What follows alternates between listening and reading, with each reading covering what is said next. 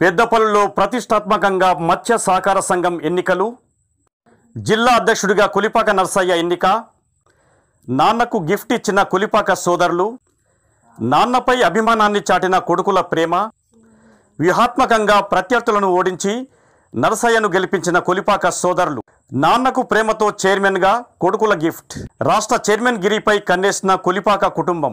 కొడుకు కోసం నాన్న ఏదైనా చేస్తాడు. ఇది వార్త కాదు. కొందరు కొడుకులే తండ్రి కోరిక నెరవేరుస్తారు. ఇలాంటివే వార్తలు. ఇక్కడ సీను అలియాస్ కొలిపాక సీను తన తండ్రి నర్సయ్యను జిల్లా ఫిషరీస్ చైర్మన్గా చూడాలని మత్స్యకార సంఘాలన్నింటినీ ఏకం చేసి తండ్రి కోరిక నెరవేర్చాడు. టీఆర్ఎస్ కౌన్సిలర్లు కొలిపాక శ్రీనివాస్ 2-3 ఏళ్లుగా పట్టణంలో ప్రముఖులలో ఒకరయ్యారు. ఇంకా చెప్పాలంటే తెలంగాణ ఉద్యమంలో విద్యార్థి నాయకుడిగా చురుకైన పాత్ర పోషించారు.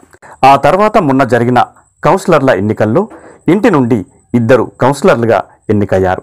తమ కులంలో పట్టుకున్నప్పుడే ఇంట గెలిచినట్టు అవుతుందని అందుకే కుల పెద్దగా నాన్నను ఎంపిక చేయించారు.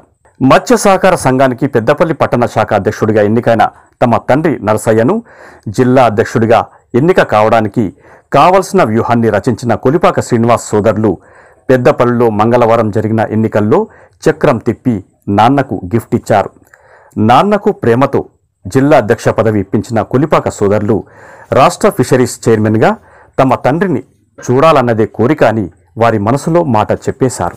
సభ్యులుగా బోగరి శ్రీకాంత్, పెద్దపల్లి సుజాత, తిప్పని నర్సయ్య, తాళ్ల తిరుపతి, కనకట్ల స్వామి, ముత్యాల వీరస్వామి, నరెడ్ల సదానందం, బొజ్జం సారయ్య, అనవేని మొగిలి, పూదరవేన క్రాంతికుమార్, ఐలవేని వీరస్వామి, సబ్బు మల్లయ్య, రామిల రాజేశం,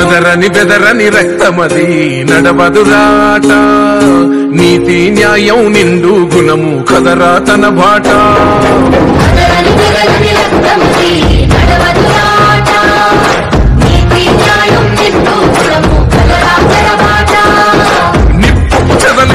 ఒక మంచి వార్త కోసం మా ఛానల్ సబ్స్క్రైబ్ చేసుకోగలరు.